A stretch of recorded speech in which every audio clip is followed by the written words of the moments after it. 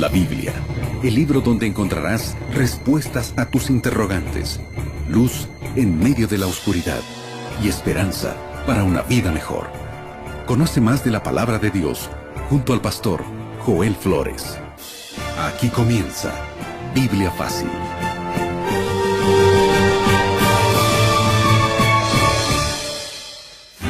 Y así comenzamos un nuevo capítulo en esta temporada de Biblia Fácil, Evidencias. Cada capítulo realmente nos ha llenado de intrigas, de preguntas, pero también respuestas, basadas sobre todo en la palabra de Dios. Y además hemos visto algunos argumentos filosóficos y científicos que todo lo que hacen es afirmar y reafirmar nuestra confianza, nuestra fe en Dios. Bienvenido, está comenzando Biblia Fácil, nuestro abrazo y nuestro cariño para ti. Gracias por permitirnos acompañarte y como siempre con Biblia en mano, disposición en el corazón para permitir que Dios una vez más pueda hablarnos hoy a través de su palabra. Grande abrazo para ti y saludo a Aileen con quien compartimos este espacio. ¿Cómo estás, Aileen? Muy bien, Pastor Joel, qué gusto poder saludarlo y saludar a nuestros amigos que nos acompañan programa a programa con el deseo genuino de poder seguir aprendiendo más de la palabra de Dios, porque juntos aquí vamos aclarando nuestras dudas. Por eso el programa se llama Biblia Fácil, así que quédate con nosotros que el programa de hoy, como siempre, estará imperdible. Y como siempre también nosotros tenemos un regalo para ti. Se trata de un curso bíblico que está de acorde a la temporada que estamos realizando. Es más, la temática que estamos realizando está basada en este curso llamado Evidencias. Lo mejor de todo es que es totalmente gratis y está disponible para que hoy tú puedas solicitarlo. Pastor Joel, amigos, yo tengo este material aquí en mis manos, el curso bíblico Evidencias, que está a tu disposición, como acaba de mencionar el Pastor Joel, de forma totalmente gratuita. Es un regalo de nuevo tiempo para ti. El curso bíblico Evidencias tiene 14 capítulos, que por cierto son los temas que estamos desarrollando en esta temporada aquí en Biblia Fácil. Así que, Pastor, nuestros amigos ya pueden comenzar a solicitarlo. De una manera práctica y sencilla, toma ahora tu teléfono celular y envíanos un mensaje a este número de WhatsApp, más 5512 98 100 14 60. Te repito una vez más, más 5512 98 100 14 60. O ingresa a nuestro sitio web estudielabiblia.com.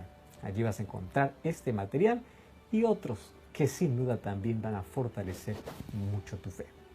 ¿Sabes que desde hace mucho tiempo religiosos de diferentes confesiones han anunciado el juicio final o el temible fin del mundo? Y este es un tema obviamente que se discute en muchos textos bíblicos, pero también esto está basado en la esperanza de todo cristiano. La esperanza de todo cristiano es el regreso de Jesús. Tanto así que 1 de cada 25 versículos en el Nuevo Testamento habla de que Jesús vuelve. Y la última página de la Biblia hace un énfasis en la vuelta de Jesús. Y para todo creyente, el regreso de Jesús pues representa el punto final a la historia de este mundo lleno de pecado. Pero también está claro que aquellos que no creen en la Biblia ni en el regreso de Jesús y no creen en el cristianismo, pues se ríen y se burlan de esto. Mucho más cuando se cree en el optimismo de la revolución industrial y de la filosofía de Augusto Comte, que hizo suponer que el mundo entraría en una nueva era, en el cual pues todas las profecías apocalípticas no tendrían valor, que simplemente las cosas mejorarían cada vez más. Sin embargo, este movimiento ya había ocurrido inclusive dentro del cristianismo, cuando la iglesia cristiana fue atraída allí por toda la grandeza romana y cambió allí las cuevas por los palacios, y el regreso de Jesús quedó como una esperanza un poco empolvada. Pero bueno, eso ya pasó en la historia. Luego hubo un despertar, luego vino la reforma, luego hoy ya tenemos un pueblo que restaura esa verdad y también en la actualidad la situación es muy diferente. Porque cada vez, inclusive los mismos hombres de ciencia anuncian que nuestro mundo no tiene mucho tiempo de vida. Mucho más al ver guerras, problemas ecológicos, amenazas atómicas. Todo esto ocasiona que el tema de conversación principal en todas las áreas, ya sea cristiano o no cristiano, sea realmente de que el mundo va a terminar. Y va a terminar en cualquier momento. Tanto así que en el año de 1947 incluso se realizó un reloj del juicio final, un Doomsday Clock. Esto fue fabricado simbólicamente, un reloj que marcaba más o menos cuánto faltaba para la destrucción catastrófica que vendría sobre el mundo. Y esto obviamente estaba marcado por la medianoche figurativa.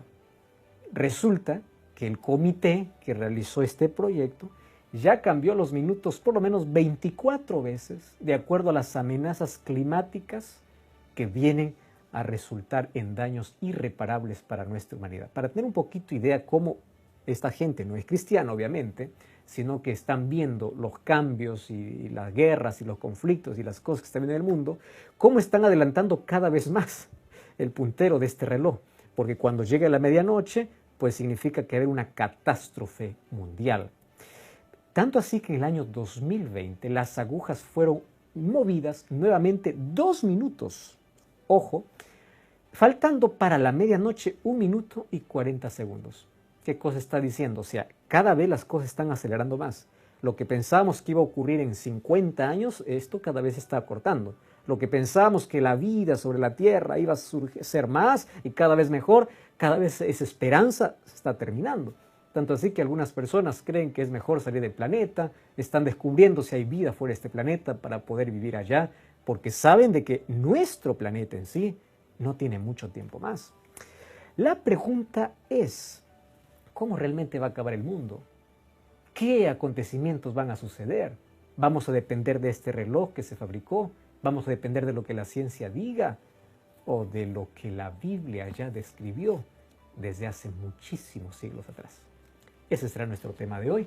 Y antes, como siempre, vamos a abrir nuestro corazón a Dios en oración.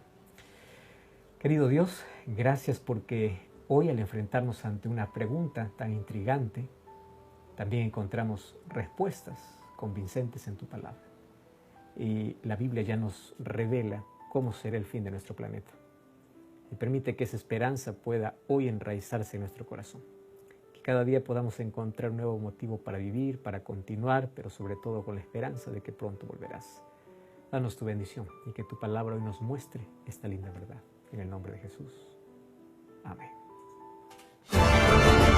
7 respuestas a 7 preguntas en 7 minutos. Y es así como comenzamos este segmento para ya también comenzar a desarrollar el tema del día de hoy junto al pastor Joel Flores y con Biblia en mano, por supuesto. Hoy, por cierto, en esta temporada de Biblia Fácil titulada Evidencias, estaremos viendo el episodio, el capítulo número 12, y que tiene como título una pregunta: ¿se acabará el mundo? Tal vez ya te hiciste esta pregunta varias veces, quizás ya te preguntaste cómo será el fin del mundo. Y sobre este tema hay muchísimas especulaciones, seguramente también ya las escuchaste, pero hoy vamos juntos a aclarar nuestras dudas a la luz de la palabra de Dios. Y pastor, este tema que genera tanta intriga, que ha generado tantas especulaciones, nos lleva a la primera pregunta. ¿Dios nos reveló cómo iba a ser el fin del mundo? Gracias a Dios que todo creyente no se encuentra en la inseguridad, en la incerteza de cómo va el transcurso de los acontecimientos en nuestra historia. Sabemos perfectamente en qué momento de la historia nos encontramos porque tenemos una revelación infalible. Y ¿sabes qué es lo interesante? Que esa revelación ocurrió hace más o menos 2600 años atrás. Inclusive antes de la primera venida de Jesús sobre la tierra, la Biblia ya revelaba el fin del planeta. O sea, hablando de la segunda venida de Jesús. ¿Cuándo ocurrió eso? ¿Sabes que Babilonia invadió Jerusalén por 3 veces? La primera fue en el año 586. Y allí Nabucodonosor, obviamente, llevó de Jerusalén para Babilonia a un grupo de muchachos, entre los cuales estaba Daniel, Sadrach, Mesach y Abednego, como cautivos, para poder educarlos, para poder cambiarles su identidad, para poder manipular de alguna manera sus creencias, y cuando lleguen a Babilonia ellos olvidarían todas sus creencias, toda su confianza en Dios para vivir una nueva vida en honor a sus dioses que Nabucodonosor tenía. Lamentablemente para Nabucodonosor las cosas no sucedieron como él imaginaba, como él pensaba, porque cuando estos tres muchachos, a pesar de que eran adolescentes aún, tenían 17, 18 años, caminaron más de 1000 kilómetros descalzos sobre aquella arena ardiente y cada paso que daba su fe se iba fortaleciendo y en lugar de hacer preguntas confiaban simplemente y sabían que de alguna manera Dios tenía un propósito. Llegan a Babilonia, son educados durante 3 años, luego dan examen ante el rey y después se descubrió que Daniel y sus amigos pues eran mejores que inclusive todos los otros que tenía como sabios allí en Babilonia. Cuando ya todo estaba tranquilo, ya todos estaban acomodados, el capítulo 2 de Daniel revela que el rey más poderoso de ese tiempo, el rey del imperio más grande, tuvo un sueño. Y era un sueño que le perturbó porque no recordaba.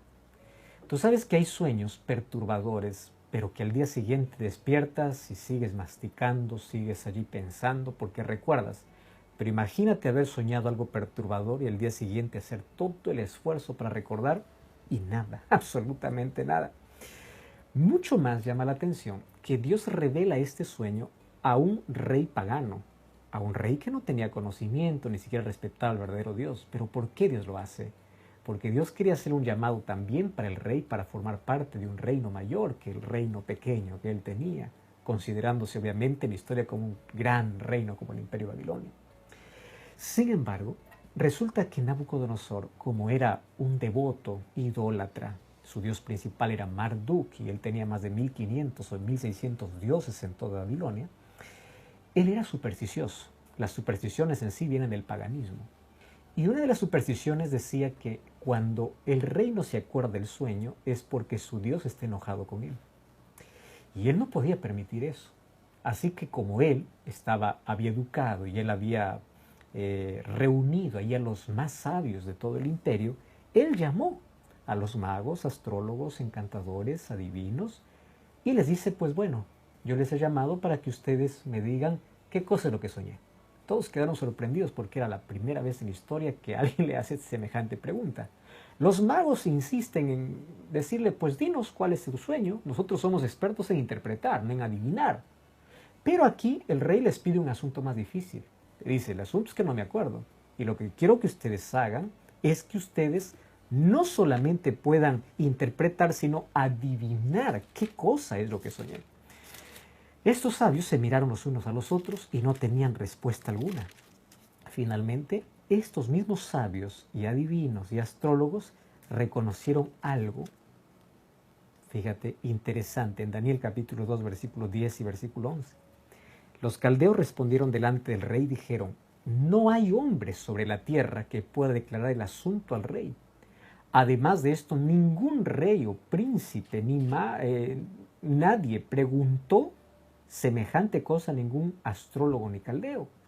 Porque el asunto que el rey demanda es difícil. No hay quien pueda declarar, salvo los dioses cuya morada no es con la carne.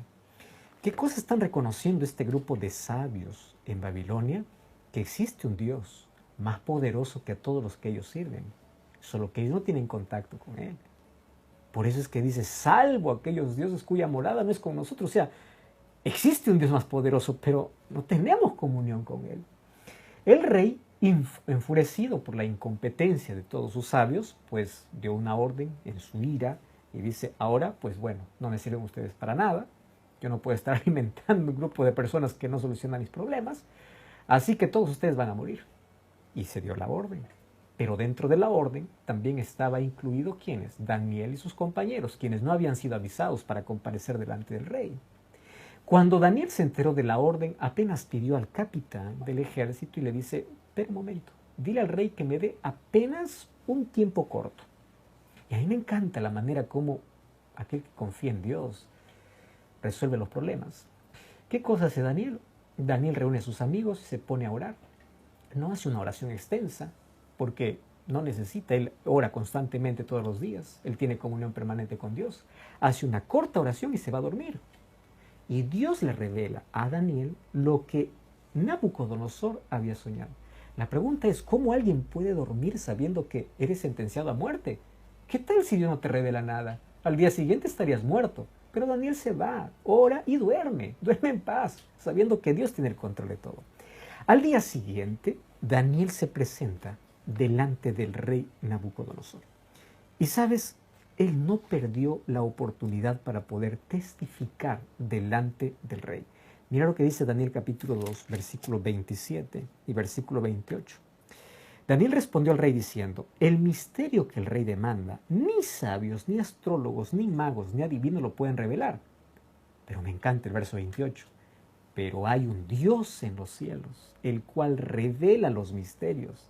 Y él ha hecho saber al rey Nabucodonosor lo que ha de acontecer en los postreros días. He aquí tu sueño y las visiones que tenías en tu cama.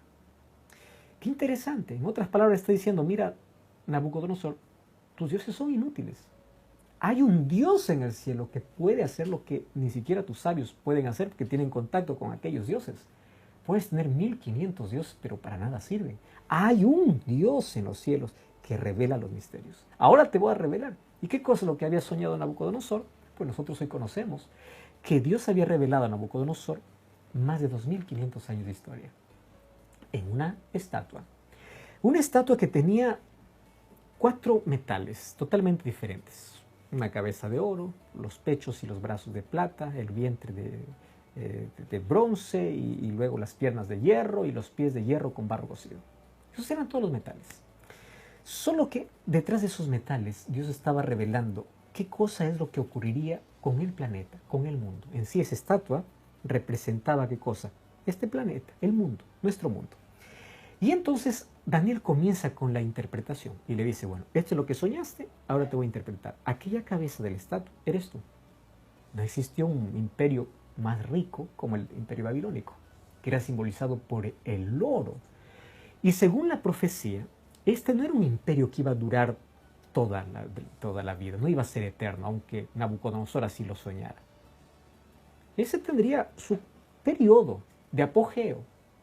Y entonces le dice, después de ti se levantará un reino inferior, que es representado en la estatua con los brazos y el pecho de plata. Y el capítulo 7 y capítulo 8 de Daniel confirman que ese reino inferior fue Medo-Persia, representado por los pechos y los brazos de plata. Y ahora, cuando nosotros vamos a la historia, ojo, cuando Nabucodonosor tuvo este sueño, Babilonia estaba en el mejor momento. ¿Cómo iba a pensar a alguien que en algún momento iba a caer? Pero efectivamente cayó, porque Dios ya se lo había revelado. ¿Y cómo fue conquistado Babilonia? Por una triste borrachera que hizo el nieto de Nabucodonosor, llamado Belsasar. Estaba bebiendo con todos sus príncipes, y allí en su locura mandó traer los vasos sagrados del templo que habían traído de Jerusalén, y comenzó a beber, burlándose contra Dios. Sabiendo todas las cosas, él se burló directamente. Y esa fue la última noche en Babilonia. 68 años más o menos duró todo el imperio babilónico hasta que fue conquistado por los medos y los persas que se habían aliado. Y allí estaba Ciro y Darío, que desviaron el río Éufrates y entraron para conquistar a la ciudad. Y a partir de allí Babilonia pasó simplemente a la historia. Iba a formar parte del nuevo imperio. Ahora, el nuevo imperio, representado por los medos y los persas, pues también eran buenos constructores, así como era Nabucodonosor con Babilonia. Tanto así que se habla del palacio de Susa, por ejemplo, que fue levantado por Darío I, y dice que esta construcción llevó 40.000 talentos de oro, o sea, más o menos 1.200 toneladas de oro, para poder construir un templo. Pero aún así no llegó a la gloria que tenía Babilonia. Imagínate, porque Babilonia era la cabeza de oro. Pero también en extensión fue demasiado grande, se expandió demasiado. Se expandió desde la India hasta Grecia y el sur de Etiopía. Estamos hablando del imperio medo-persa. Ahora fíjate, total era unos 8 millones de kilómetros cuadrados que estaban divididos en 127 provincias. Ya con los medos y los persas comienza la organización de provincias y alcaldes. Desde ese tiempo, 8 millones de kilómetros cuadrados, era demasiado. Pero por más extensión, por más poder y por más gloria, la profecía decía que tampoco Medo-Persia sería el último imperio. Después de este vendría otro imperio, representado por el vientre. Y ese vientre representaba el imperio griego, que era vientre y muslos. Ahora, es interesante que este imperio estaba representado pues por el bronce. ¿Y qué cosa es lo que sucedió?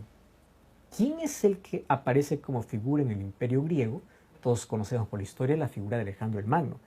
Pero lo importante de recordar en esta historia es que Dios había revelado incluso la existencia de Alejandro el Magno 2 siglos antes de que él existiera, porque Dios es omnisciente y él a través de la profecía lo reveló. ¿Quién fue Alejandro Magno? Alejandro Magno, con apenas 20 años de edad, él fue obligado a asumir el reino en lugar de su padre Felipe. Felipe, su padre, fue asesinado en una batalla contra los persas. Entonces, el único heredero que quedaba era Alejandro, pero apenas tenía 20 años. Pero su corta edad lo hizo actuar con tanta locura que el año 336, con apenas 8 meses de gobierno, Alejandro con sus 35,000 guerreros había recorrido más o menos 8,200 kilómetros dominando todo lo que encontraba en el camino. Imagínate, con solo 20 años y con 35,000 guerreros, más de 8,000 kilómetros recorridos. En el año 334, él derrotó allí al ejército persa en Gránico y al propio Darío en la batalla de Isos. Por eso es que el imperio griego comenzó a dominar al imperio medo-persa. Y en solo 5 años, Alejandro se había convertido en el señor de todo el imperio. Un imperio poderoso. Pero Dios había revelado que Grecia también no estaría hasta el fin, porque se levantaría otro imperio. Ahora representado por las piernas de hierro, que representa Roma, que comienza su hegemonía desde el año 168, cuando derrotan a los griegos en la ciudad de Pidna. ¿Y por qué derrotan? Claro, Alejandro Magno murió muy joven. 4 generales dividieron el imperio se debilitó, apareció Roma y los conquistó. ¿Y por qué representado por el hierro? Porque Roma fue el imperio más cruel, el imperio más sangriento de todos los tiempos. Imagínate que por más de 300 años persiguió cristianos, arrasó Jerusalén, destruyó el templo judío, o sea, hizo tanta barbaridad. Y Jesús vino a nacer y a morir bajo este imperio. Pero también dice que este imperio pasará a la historia. ¿Por qué razón? Porque el reino de los Césares tendría su fin. Y eso sucedió desde el año 351 hasta el año 476, cuando las tribus, los bárbaros nórdicos invadieron el imperio, debilitaron y lo fragmentaron. Y Roma, de ser la mayor potencia, la más cruel, la más sangrienta, pasó a ser fragmentada. O sea, un reino dividido. Y todas esas tribus, al dividir el imperio romano, ¿qué cosa hicieron? Lo que hoy es el mapa europeo. Ahí estaban los germanos, los francos, los burgundios, los suevos, los anglosajones, los visigodos. De todas esas tribus, ¿qué cosa salió? Europa occidental. De allí salió Portugal, España, Francia, Italia, Alemania, Inglaterra y Suiza. O sea, todo eso salió como resultado de la fragmentación de Roma. Si te das cuenta, las profecías son exactas, incluso para los escépticos, aquellos que no creen en la Biblia o no quieren creer en la Biblia. Si tú les explicas Daniel capítulo 2, no tienen ningún argumento para discutir que esta es la palabra de Dios. ¿Cómo es que Daniel, 6 siglos antes de la venida de Jesús, de la existencia de Roma, antes de todo, ya sabía la sucesión de imperios, a no ser por revelación divina? Y mucho más porque ahora la Biblia es una fuente confiable al ser confirmada su historicidad por diferentes hombres de ciencia, por arqueólogos, y etcétera, etcétera. Entonces, se cumplió exactamente todo. Nosotros literalmente estamos viviendo en la última etapa de la historia, que está representado por los pies. Porque después de esto vendrá el fin de este planeta. Y este fin también es revelado dentro de este sueño. Pastor, es realmente impresionante ver cómo la historia va confirmando las profecías, confirmando aquello que la Biblia dice. La Biblia definitivamente nos da tanta luz que fuimos viéndolo a lo largo del estudio. Usted lo acaba de resumir de una forma tan sencilla y realmente no hay como dudar de la palabra de Dios. Ahora usted ya mencionó todos los imperios, que todos los podemos ver en los libros de historia. La pregunta es, ¿será que realmente se va a levantar quizás un próximo imperio, un imperio final? Eso fue el sueño de muchos. Intentando incluso contradecir, porque después de las piernas de hierro, pues obviamente solamente quedan los pies. Entonces alguno dice, vamos a contradecir lo que la Biblia dice, vamos a levantar un quinto imperio y vamos a decir que Daniel no sirve. Y los intentos han continuado. Sabes que en la historia hubo varios intentos, inclusive para unificar Europa. Y ninguno de ellos se concretizó. Por ejemplo, Carlos Magno, Carlos V, Napoleón Bonaparte, Guillermo II, Adolfo Hitler. Todos hicieron su esfuerzo y cuando estuvieron a punto de lograr, no se logró, no se pudo. ¿Por qué razón? Porque la Biblia es clara. No habrá un quinto imperio humano. Tú sabes que la frustración, incluso que existe hoy con la llamada Comunidad Europea, muestra su fragilidad, porque cada vez entran y salen miembros. Y más allá, los países que pertenecen a la llamada Unión Europea, pues tienen diferencias relevantes entre ellos. ¿Por qué? Porque sus territorios están divididos, no están unificados. Por más que se intente ahora tener un nuevo imperio, no se va a lograr, porque la Biblia es clara. ¿Qué cosa es lo que va a suceder? Mira, ahora quiero que tú me acompañes a Daniel capítulo 2, versículo 44 y versículo 45. Este es el final de la historia, 44 y 45, dice así. En los días de estos reyes, está hablando ya cuando el imperio romano está fragmentado, o sea, está hablando de nuestros días, dice que el rey o el Dios, el rey de reyes, el Dios del cielo, levantará un reino que jamás será destruido. Ni será el reino dejado para otro, porque todos los otros fueron reinos conquistados, sino que desmenuzará y consumirá a todos estos reinos y permanecerá para siempre. Pero ¿cómo es que lo representa este final de la historia? Versículo 45. De la manera que viste que del monte fue cortada una piedra, no con mano de hombre, la cual desmenuza el hierro, el bronce, la plata, barro, la plata y el oro, el gran Dios ha mostrado al rey lo que ha de acontecer en lo porvenir, y el sueño es verdadero y fiel en su interpretación. ¿Qué cosa es lo que está mencionando aquí Daniel? Resulta que dentro del sueño de Nabucodonosor, cuando estaba toda la estatua completa, de cabeza a los pies, él vio una piedra que venía y no golpeaba la cabeza, porque la cabeza ya era historia, golpeaba los pies. Y al golpear los pies lo dejó sin base, sin sustento. Entonces, como no había donde sostenerse, la estatua cayó, se derrumbó, se destruyó, se desmenuzó, se hizo todo pedazos.